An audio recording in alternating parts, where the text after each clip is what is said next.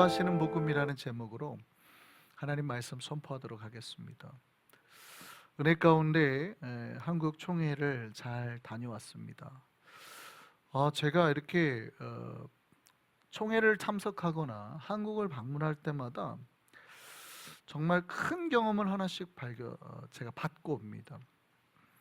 가면은 주로 총회니까, 우리 교단은 이제 해외 하는 장로회니까 전 세계에서 목사님 장로님들이 오잖아요.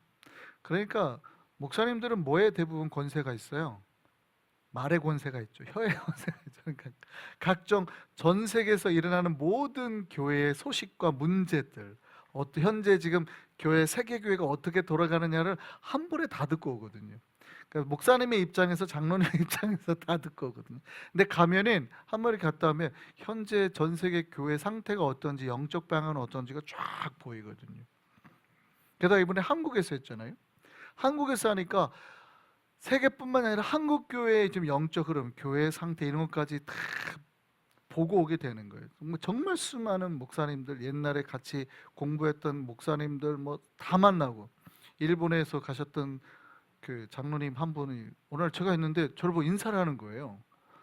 제가 처음 뵈는 분이, 혹시 누구 분명히 장로님 같으신데, 혹시 누구 옛날에 제가 부목사로 있었던 교회 있었다는 거예요. 그래서 네네네네, 그러시죠. 제가 요즘에 이제 기억력이 하도 안 좋아져 갖고, 그러시죠. 그때 혹시 저희 교구셨던가요?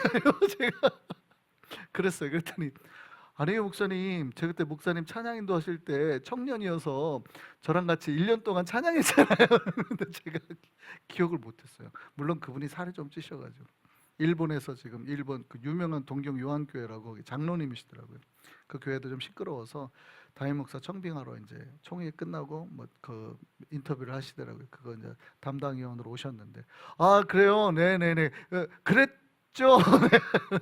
그러다 보니까 어디도 들어요? 일본 소식도 듣고, 세계교회 다 흐름을 다 보는 거예요. 그렇구나, 요즘에 교회 현장의 영적 상태가 어떻고, 이런 것들을 이제 다 경험하고 왔습니다. 특히 이제 이번에는 제가 2주를 보냈잖아요. 한 주는 강남에서 한번 설교하고, 한 주는 저 지방에서 한번 설교. 그러니까 제일 잘 나간다는 부자 교회에서도 한번 설교해보고, 가장 어렵다고 한 지방에서도 해보고, 그러니까 영적 상태가 보이죠. 여기는 어떻고 저기는 어떻고, 이렇게 흐름이 쭉 보고 왔어요. 그러니까 제가 이렇게 한 번씩 나갔다 하면, 그렇구나, 현재 교회들이 어디를 향해 나아가고 있고, 지금 교회가 나아가고 있는데 문제는 뭐고, 이런 걸 다 이제 한 번씩 보고 듣고 경험하고 오게 된 겁니다. 그래서 정말 좋았어요. 많이 보면서 왔습니다. 제가 이번에 총회를 참석하고 많은 교회들을 보면서 오고 온 게 뭐냐면, 전 세계가 정말 영적인 갈급을 경험하고 있구나. 교회들마다, 성도들마다. 오늘날 최근에 전 세계가 영성 이야기를 끊임없이 합니다. 영성, 영성, 영성. 근데 왜 그럴까요? 그 얘기는 교회가 영성이 사라지고 있다는 거예요. 교회가 옛날만큼 뜨거운 영성을 갖지 못하고, 교회가 기도를 하지 않고, 교회가 뭔가에 흔들리고 있다는 뜻이에요. 그러니까 목회자들이 다 입에 뭘 달고 사냐면, 영성이 없어요. 요즘에 우리가 영성 훈련을 해야 돼. 다 이 얘기를 하는 거예요. 교회들마다 갈등이 있더라고요. 보니까 한국은 정치적으로 갈등이 있잖아요. 지금 선거 때문에 세대 간의 갈등이 있잖아요. 어르신들과.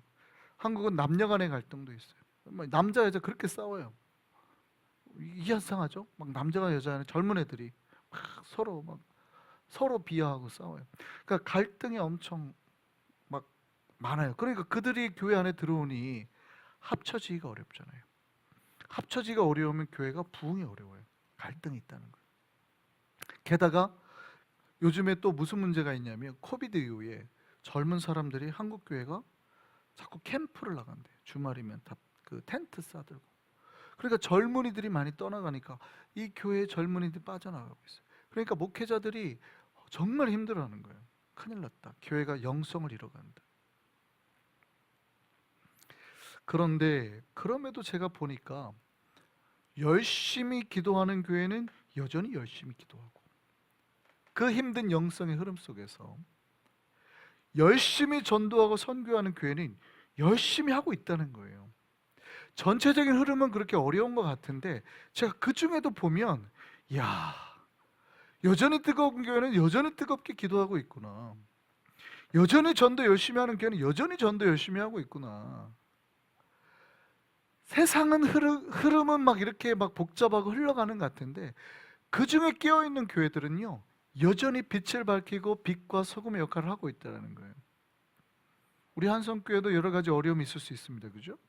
뉴욕에도 여러 가지 어려움이 있을 수 있습니다. 그죠? 우리도 어쩌면 비슷할지 몰라요.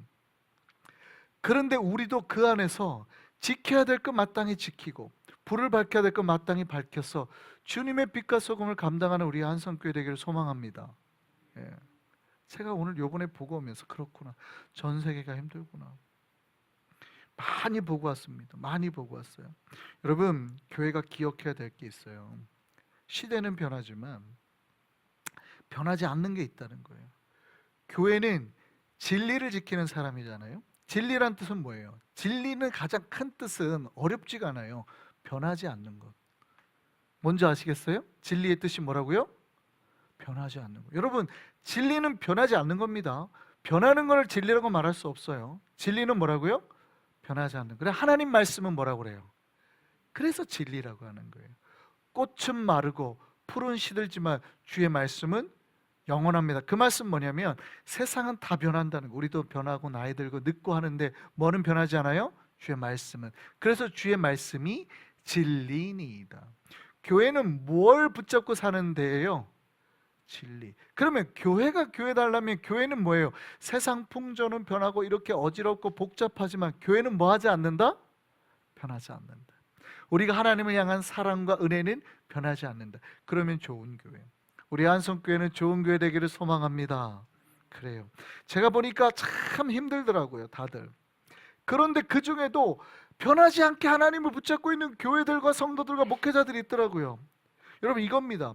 우리가 교회가 주님 앞에 나아갈 때 정말 우리가 그 진리를 붙잡을 수 있는 힘이 뭐예요? 하나님이 나에게 주셨던 첫사랑을 기억하고 하나님이 나에게 주신 은혜를 회복하고 나아가는 것. 우리가 이 시대에 살고 있는 시대가 힘든 시대입니다. 근데 사실은 생각해보면 어느 시대나 힘들었어요. 지금만 힘든 게 아니라 조금만 몇 년 전 거슬러 가면 그 나라에 뭐가 있었어요? 전쟁이 있었다니까요. 다 죽고 폐허가 됐던 시대도 있었어요. 그거보다 좀 더 올라가면 뭐예요? 박해가 있었잖아요. 예수 믿는다고. 그죠? 물론 그거보다 훨씬 전에 우리가 예수님 믿었던 초대교회로 가면 어떻게 해요? 죽음과 순교와 또 배신과 반역의 역사가 교회에 있었단 말이에요. 그런 시대도 있었단 말이죠. 그러면 우리가 살아가는 이 시대가 힘들다 하지만 그 시대보다 힘들어요? 아니잖아요. 모든 시대는 다 힘들었다. 그럼에도 그 모든 시대 속에서도 하나님의 빛을 밝히고 소금의 역할을 했던 교회는 있었다는 거예요. 우리 한성교회가 그런 교회 되기를 원합니다. 여러분, 이렇게 시대가 힘들 때 교회들이 살아날 수 있는 힘이 뭘까요? 진리로 돌아가는 것, 복음으로 돌아가는 것, 다시 십자가 앞에 나아가는 거예요. 우리 한성교회가 이것을 위해서 나아가는 교회 되겠으면 좋겠습니다. 오늘 본문을 보니까 바울이 이 얘기를 해요. 진짜 복음이 있고 다른 복음이 있다. 바울이 되게 세게 말하죠. 오늘 본문을 보면 바울이 되게 세게 말합니다. 오늘 무슨 단어를 꺼내드냐면 이런 단어를 보통 교회에서는 잘 안 써야 되는데 저주라는 단어를 쓰죠. 저주. 그러니까 진짜 복음 말고 다른 복음을 전하는 자는 뭘 받아라? 저주를 받아라. 와, 되게 세게 말하는 거예요. 진짜 복음이 아니고 가짜 복음, 다른 복음을 전한 사람은 저주를 받을 거예요. 저주를 받. 오, 굉장히 세게 말하죠. 바울은 그만큼 단호합니다. 오늘 시대에 사실은 우리를 흔들리는 다른 것들이 있다는 거예요. 그런데 우리 한성교회는 다른 복음에는 귀를 닫고 진짜 복음, 내가 예수를 만났던 그 첫사랑 십자가의 복음을 기억하며 나아가는 교회 되기를 소망합니다. 여러분, 바울 시대의 다른 복음이 뭐예요? 신자들의 마음을 흔들었던, 그 시대에도 신자의 마음을 흔들었고 예수 그리스도를 바르게 보지 못했던 게 있다는 거예요. 다른 복음이 뭐였어요? 바로 은혜로 구원받는 게 아니라 율법으로 구원을 받는다. 이거는 오늘날의 우리의 시대에도 여전히 있습니다. 우리가 교회 생활을 오래 하다 보면, 교회를 오래 다니다 보면 은혜로 행해요? 아니면 내 거룩한 의로 행해요?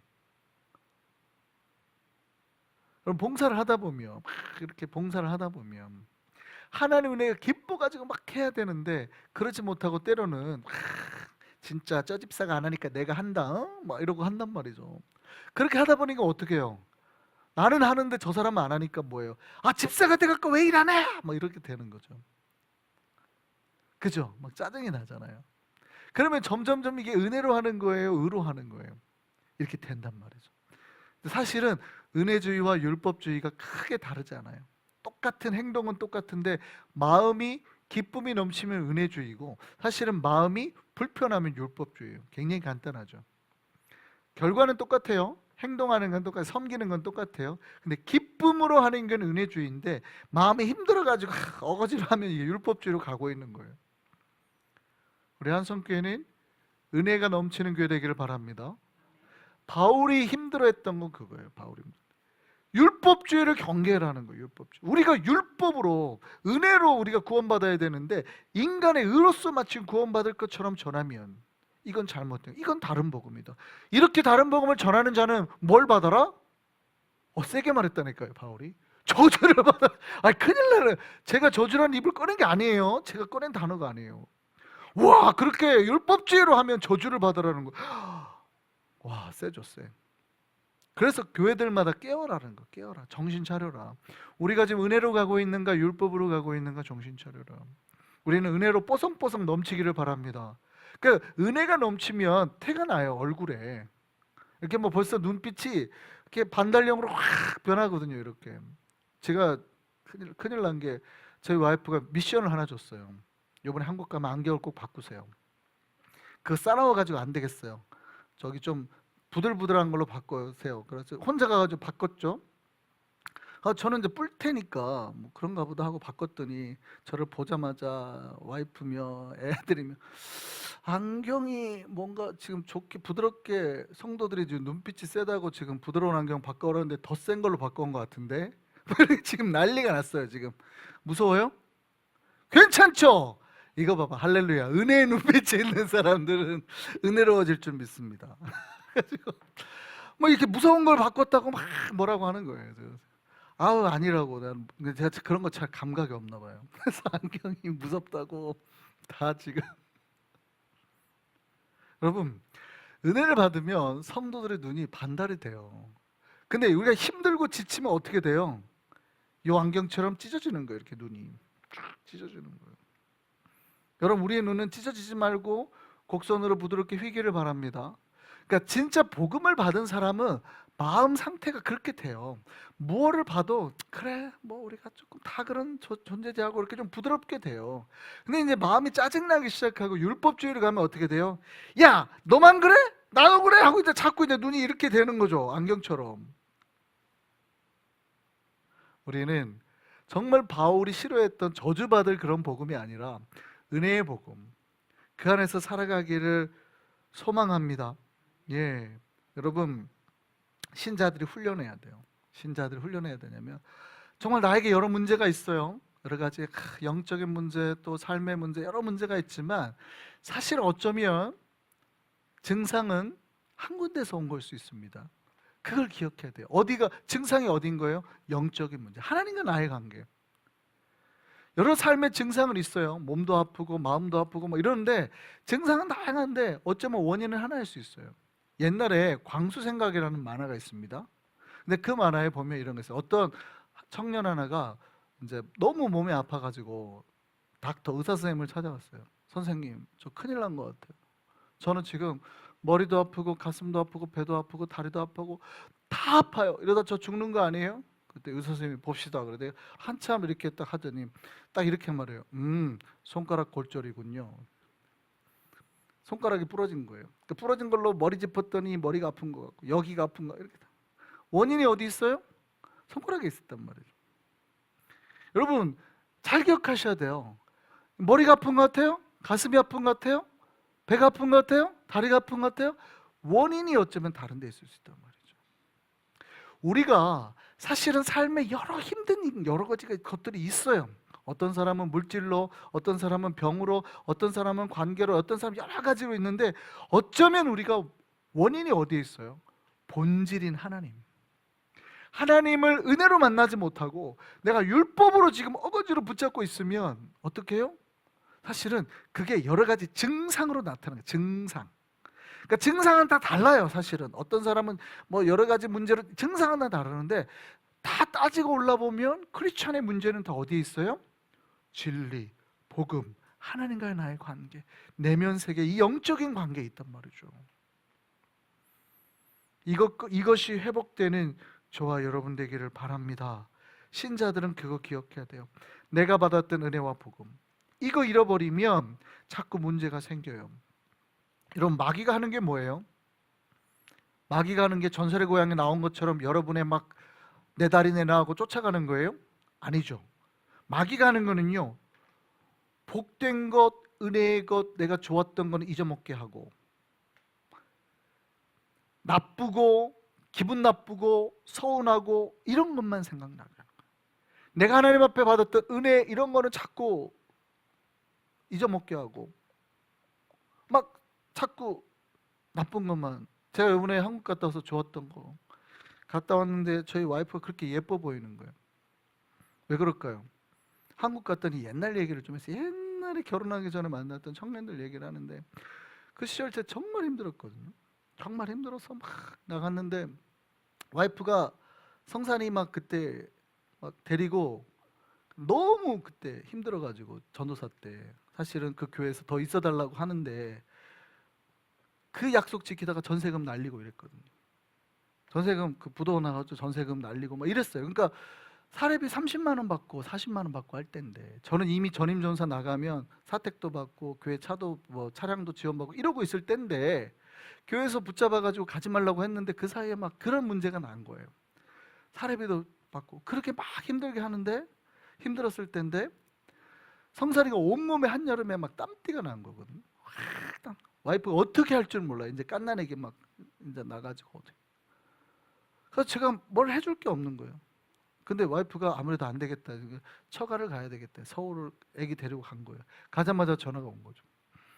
애기 온몸에 땀띠가 그냥 가라앉았다. 왜 그러냐 봤더니, 처가는 에어컨이 있잖아요. 에어컨 탁 트니까 그냥 한 방에 사라지는 거예요. 제가 그 얘기를 듣고 와이프한테 차마 얘기는 못 하는데, 그때 되게 마음이 안 좋았거든요. 그리고 이제 되게 매일 이렇게 와이프를 돌아올 때마다 보면 혼자 조용히 뭘 그냥 밥 먹고 이렇게 계속 떠오르는 거예요.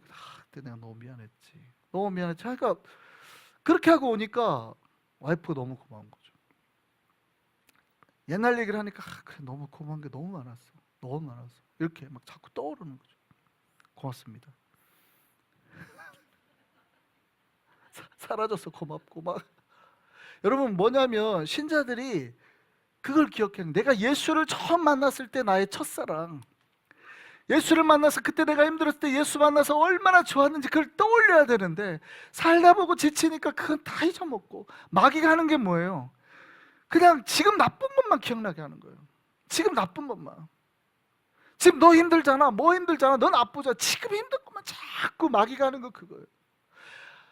여러분, 신자들이 훈련해야 되는 게 뭐냐면, 내가 하나님 만나서 십자가 앞에서 울었던 그 사건, 그때 너무 좋아서 하나님 앞에서 너무 감격했던 그 사건, 이런 것들을 떠올려야 된단 말이에요. 그러면은 하나님이 다시 얼마나 감사한지. 할렐루야. 여러분, 복음이 그거예요. 복음. 여러분, 바울이 마지막으로 이렇게 말합니다. 내가 사람에게 좋게 하랴, 하나님께 좋게 하랴. 뭐가 사람에게 좋게 하는 거고 뭐가 하나님께 좋게 하는 겁니까? 아니, 사람에게도 좋게 하고 하나님께도 좋게 하면 좋지. 왜 바울은 여기서 사람에게 좋게 하랴, 하나님께 좋게 하랴 이거를 나눴을까? 이거는 사람에게 나쁘게 하라는 뜻이 아니에요. 하나님을 좋게 하는 게 뭐냐? 우리가 복음을 붙잡는 거다, 은혜를 붙잡는 거다, 진리를 붙잡는 거다. 세상의 것들을 붙잡지 말고 하나님이 우리에게 주신 걸 붙잡게 하자. 그러면 하나님을 좋게 하게 될 것이고 하나님이 우리에게 복을 주시게 될 거다, 이 얘기하는 거죠. 여러분, 우리가 하나님이 기뻐하시는 복음을 마음에 품고 살아가는 우리 모든 성도들 되기를 소망합니다. 이게 뭐예요? 은혜요, 진리요, 복음이잖아요. 이걸 잃어버리면 교회가 흔들리더라고요. 이걸 잃어버리면. 근데 우리가 첫사랑과 복음과 기쁨을 붙잡으면 교회가 다시 살아나게 될 줄 믿습니다. 그 은혜 가운데 우리가 선인 저와 여러분 모두 되기를 소망합니다. 기도하시겠습니다.